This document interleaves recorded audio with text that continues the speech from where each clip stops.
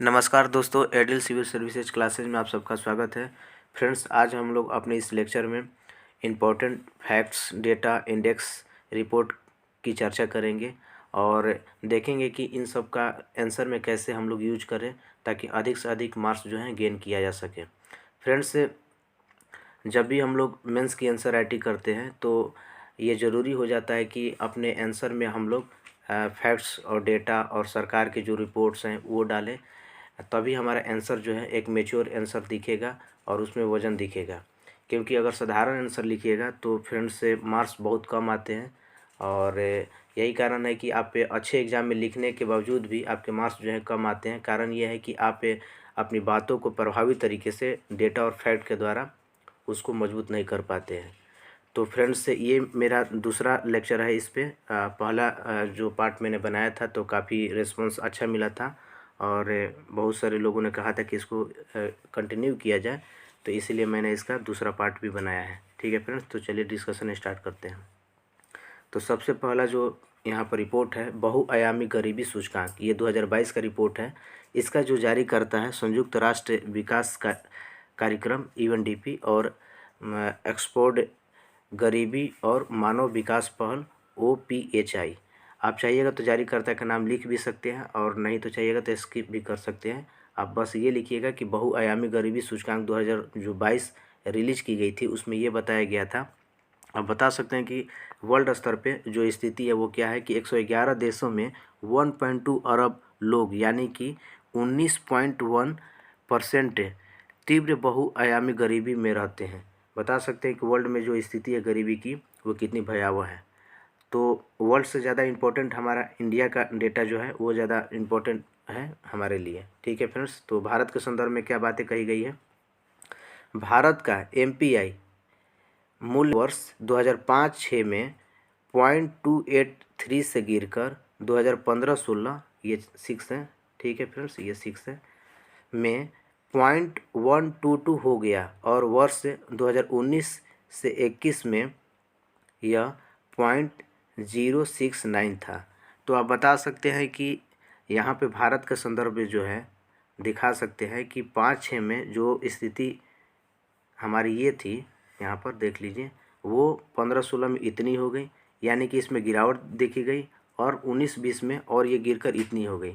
यानी कि ओवरऑल देखिएगा, ये रिपोर्ट ये बता रहा है कि भारत में स्थिति जो है अच्छी है, पॉजिटिव है, स्थिति सुधरी है। ठीक है, यह डेटा के द्वारा यहाँ पर दिखा सकते हैं। यहाँ पर देख लीजिए कि पिछले 15 वर्षों में गरीब लोगों की संख्या में 415 मिलियन की गिरावट आई है एवं गरीबी 55.1% से घटकर 16.4% हो गई है। तो आप दिखा सकते हैं कि भारत सरकार की जो पहल है, भारत सरकार के जो प्रयास है, कार्यक्रम है, उनके कारण से गरीबी में गिरावट आई है और स्थिति जो है सुधरी है। लेकिन फ्रेंड्स, मैंने आपको अपने पिछले लेक्चर में बताया था कि कोई भी डेटा हो, आप चाहिएगा तो उसको पॉजिटिव और नेगेटिव दोनों रूप में यूज कर सकते हैं। यहाँ पर जो भी फैक्ट था पहला और दूसरा, आप इसको पॉजिटिव तरीके से दिखा सकते हैं कि स्थिति जो है सुधरी है। लेकिन अगर आपको नेगेटिव अप्रोच के साथ आंसर लिखना है और मान के चलिए कि क्वेश्चन का ही डिमांड है कि ये बताना चाह रहा हो, क्वेश्चन में ये पूछना चाह रहा है कि भारत में अभी गरीबी की स्थिति बनी हुई है, इसकी समीक्षा करें या कारणों को बताएं, तो आप चाहिएगा तो इस डेटा का निगेटिव तरीके से यूज करके बता सकते हैं। हालांकि भारत में अभी भी दुनिया के सबसे ज़्यादा गरीब लोग रहते हैं। सबसे ज़्यादा गरीब लोग कहाँ पर रहते हैं? इंडिया में रहते हैं और ये नाइजीरिया के बाद में भारत जो है दूसरे स्थान पर है गरीबों के मामले में। तो आप इस डेटा का यूज करके दिखा सकते हैं। ठीक है फ्रेंड्स, दूसरा वैश्विक नवाचार सूचकांक 2022, ये जो है विश्व बौद्धिक संपदा संगठन के द्वारा जारी किया जाता है। इस रैंकिंग में बोला गया कि भारत की रैंकिंग 6 अंकों में सुधार के साथ 40 हो गई है। तो यानी कि भारत की जो रैंकिंग में पिछले साल की तुलना में यहाँ पर क्या हुआ है?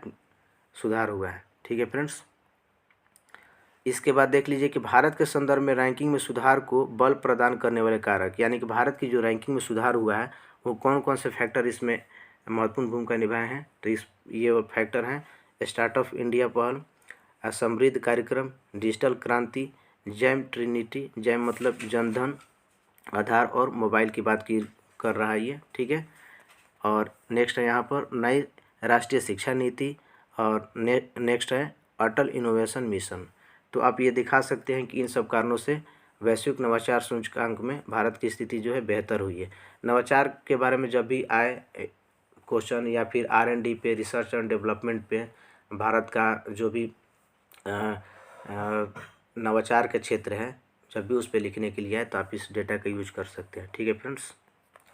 नेक्स्ट, वैश्विक वायु गुणवत्ता रिपोर्ट 2021, ये IQ एयर नामक स्विस संगठन है, इसके द्वारा ये जारी किया गया है। इसमें बताया गया है कि भारत का वार्षिक औसत PM 2.5 स्तर 2021 में 58.1 यानी कि 58.1 माइक्रोग्राम प्रति घन मीटर तक पहुंच गया है। यानी कि ये लेवल बता रहा है कि काफ़ी हाई चला गया है पोल्यूशन का, PM 2.5 का। ठीक है फ्रेंड्स। इसमें बोला गया है कि मध्य और दक्षिण एशिया के 15 सबसे प्रदूषित शहरों में 11 भारत में है। तो आप बता सकते हैं कि स्थिति भारत में कितनी भयावह है कि मध्य और दक्षिण एशिया में 15 जो शहर है उसमें से भारत के 11 शहर शामिल हैं। नेक्स्ट, 35 भारतीय शहरों को 2021 के लिए सबसे खराब वायु गुणवत्ता टैग के तहत सूचकांक द्वारा सूचीबद्ध किया गया है। तो इसको भी आप पुट कर सकते हैं। ठीक है फ्रेंड्स। अब इसके बाद है IPCC की 6ठी आकलन रिपोर्ट। इस रिपोर्ट में क्या बोला गया है कि औसत तापमान 1 डिग्री सेल्सियस से 4 डिग्री सेल्सियस तक बढ़ सकता है। इस रिपोर्ट में ये बताया गया कि 1 डिग्री सेल्सियस से 4 डिग्री सेल्सियस तक तापमान जो है बढ़ सकता है। भारत के चावल के उत्पादन में 10 से 30% की कमी देखी जा सकती है, जबकि मक्के के उत्पादन में 25 से 70% की कमी देखी जा सकती है। तो आप जब कभी भी जलवायु परिवर्तन पे लिखिएगा, उसके निगेटिव इम्पैक्ट के बारे में लिखिएगा, तो बताइएगा कि ये खाद्यान्न उत्पादन पे भी किस तरह से निगेटिव असर डाल सकता है और इसके कारण से वैश्विक स्तर पे अन्य देशों के साथ साथ भारत भी बुरी तरह से प्रभावित होगा। और बता सकते हैं कि किस तरह से हमारा खाद्यान्न जो उत्पादन है उसमें गिरावट आ सकती है इस डेटा के माध्यम से। ठीक है फ्रेंड्स। इसके बाद इसमें बोला गया रिपोर्ट के अनुसार यदि उत्सर्जन अधिक होता है तो सदी के अंत तक सकल घरेलू उत्पाद का नुकसान चीन में 42% और भारत में 92% तक हो सकता है। यानी कि जो भी हमारे GDP में नुकसान होगा उसमें जलवायु परिवर्तन का यानी कि कार्बन उत्सर्जन का काफ़ी बड़ा रोल रहेगा। चीन में जहाँ पर ये 42% तक प्रभाव डालेगा, वहीं भारत में 92% तक ये प्रभाव इसका रहेगा, GDP में हमारा नुकसान होगा। तो आप बता सकते हैं कि किस तरह से जलवायु परिवर्तन का इकोनॉमिक स्तर पे भी निगेटिव इम्पैक्ट हो सकता है इस डेटा के माध्यम से। ठीक है फ्रेंड्स। नेक्स्ट, लोकतंत्र सूचकांक 2021, ये जारी करता इकोनॉमिक इंटेलिजेंस यूनिट के द्वारा इसको जारी किया गया है। इसमें बताया गया है कि भारत लोकतंत्र सूचकांक में 46वें स्थान पे है और समग्र जो भारत का स्कोर है वो 6.91 है। तो देखिए, ये लोकतंत्र सूचकांक में आप बता सकते हैं कि भारत जो है दुनिया का सबसे बड़ा लोकतांत्रिक देश है।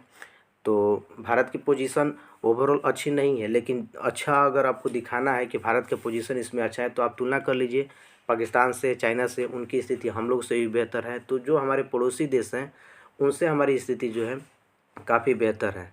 ठीक है, लेकिन आप ये बता सकते हैं कि इसमें सुधार की गुंजाइश है, क्योंकि भारत जो है एक बहुत बड़ा लोकतांत्रिक देश है और बहुत सारे देशों का लीडर भविष्य में बनने वाला है। तो ये ज़रूरी है कि भारत जो है इस रैंकिंग में अपना प्रदर्शन जो है बेहतर करें। ठीक है फ्रेंड्स। नेक्स्ट, मिश्रित वित्त के माध्यम से भारत में स्वास्थ्य सेवा की पुनर्संकल्पना, नीति आयोग की ये पहल है। ये आप इसका नाम लेकर बता सकते हैं कि नीति आयोग के द्वारा अभी स्वास्थ्य के क्षेत्र में जो डेटा रिलीज किया गया है उसमें क्या बोला गया है, देख लीजिए। भारत का स्वास्थ्य देखभाल खर्च सकल घरेलू उत्पाद का 3.6% है, जिसमें आउट ऑफ पॉकेट और सार्वजनिक व्यय दोनों शामिल हैं। देखिए, ये जो GDP की बात कर रहा है कि पूरे GDP का 3.6% जो है खर्च किया जाता है, ये आउट ऑफ पॉकेट यानी कि व्यक्ति जो है अपने पॉकेट से भी खर्च कर रहे हैं किस पे, स्वास्थ्य पे, और सार्वजनिक व्यय यानी कि जो गवर्नमेंट खर्च कर रही है, दोनों मिला के ये बोला गया है। ठीक है फ्रेंड्स। आप बता सकते हैं कि ब्रिक्स देशों में भारत स्वास्थ्य सेवाओं में सबसे कम खर्च करता है और 2% से भी भारत जो है कम इसमें खर्च करता है, अगर देखिएगा तो जो डेटा है उसके अनुसार। ठीक है फ्रेंड्स। तो ब्रिक्स देशों में बता सकते हैं कि भारत की स्थिति जो है खर्च कम करने के मामले में देखी गई है कि सबसे कमज़ोर है। ठीक है। इसके बाद बता सकते हैं कि राष्ट्रीय स्वास्थ्य नीति ने राज्यों को प्राथमिक देखभाल पर स्वास्थ्य खर्च में GDP का 2.5 खर्च करने के लक्ष्य तक पहुंचने के लिए खर्च को हर साल कम से कम 10% बढ़ाना अनिवार्य किया है। देखिए, जो हमारा राष्ट्रीय स्वास्थ्य नीति 2017 था, उसमें बोला गया था कि भारत सरकार को अपने जीडीपी का 2.5% जो है हेल्थ पे खर्च करना चाहिए, लेकिन अभी हमारे देश में 2% से भी कम जो है खर्च किया जाता है जीडीपी का। तो बोला गया है कि जो राज्य हैं, अगर उनको इस लक्ष्य तक पहुंचना है 2.5 तक, तो उनको हर साल कम से कम 10% जो अभी जितना वो खर्च कर रहे हैं, वहाँ से उनको 10% जो है अब खर्च को है बढ़ाना पड़ेगा, तब जो है यहाँ तक वो पहुँच पाएंगे। ठीक है, तो आप इस डेटा का यूज कर सकते हैं जब भी हेल्थ के बारे में लिखना हो तो। ठीक है फ्रेंड्स, इसके बाद है हमारा बेरोजगारी के कारण आत्महत्या। ये रिपोर्ट जो है एनसीआरबी का जो डेटा आया था, रिपोर्ट आए थे, उसके में ये बोला गया था कि बेरोजगारी के कारण से आत्महत्या भारत में कितनी हुई है। ठीक है फ्रेंड्स, तो डेटा क्या कहता है, आत्महत्या करने वालों की संख्या पहली बार 3000 का आंकड़ा पार कर गई है। वर्ष 2020 की बात की कर रहा है ये। ठीक है, और आपको मालूम होगा कि वर्ष 2020 में कोविड-19 का दौर आया था, महामारी वर्ष था ये। तो उसी में ये बोला गया है कि उसी वर्ष जो है आत्महत्या करने वालों की संख्या जो है बेरोजगारी के कारण से वो 3000 को भी क्रॉस कर गई है। और नेक्स्ट डेटा में ये बोल रहा है कि एनसीआरबी के आंकड़ों के मुताबिक साल दर साल बेरोजगारों की आत्महत्याएं बढ़ रही हैं। तो देखिए, आप कुछ एग्जाम्पल से यहाँ पर पुष्ट कर सकते हैं। 2014 में जो था यहाँ पर 2207 था, 2015 में 2723 था, और 2020 में 3000, जैसा कि मैंने बताया। तो जब कभी भी आपको स्पेशली बेरोजगारी पर लिखने आए के लिए दिया जाए तो ये डेटा का यूज कीजिएगा। मान के चलिए जनसंख्या पर भी आपको लिखने के लिए दिया जाए तो आप बता दीजिएगा कि अगर जनसंख्या का बेहतर तरीके से यूज नहीं किया गया तो बेरोजगारी बढ़ेगी, और बेरोजगारी के कारण से आत्महत्या बढ़ेगी, जैसा कि एनसीआरबी का डेटा ये बताता है। ठीक है फ्रेंड्स, तो आप अपने अनुसार डेटा का बेहतर तरीके से यूज कर सकते हैं। तो फ्रेंड्स, मैंने बताया कि आप अपने आंसर को कैसे बेहतर कर सकते हैं, कैसे वजनदार बना सकते हैं और प्रभावी बना सकते हैं। ठीक है फ्रेंड्स, तो उम्मीद है कि आपको यह लेक्चर अच्छा लगा होगा। तो आज के वीडियो में फ्रेंड्स इतना ही, मिलेंगे हम लोग अपने नए वीडियो में, तब तक के लिए